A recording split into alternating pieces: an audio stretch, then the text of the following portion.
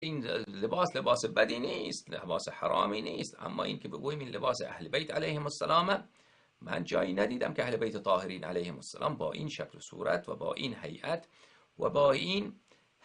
قیافه، یعنی لباس روحانیت امروز ما به این خصوصیت ظاهر نشده. همچنین اهل بیت علیهم السلام عمامه آنها شکل خاصی نداشته و اینکه یکی رنگ سیاه بپوشند و بقیه مردم رنگ دیگری بپوشند، این هم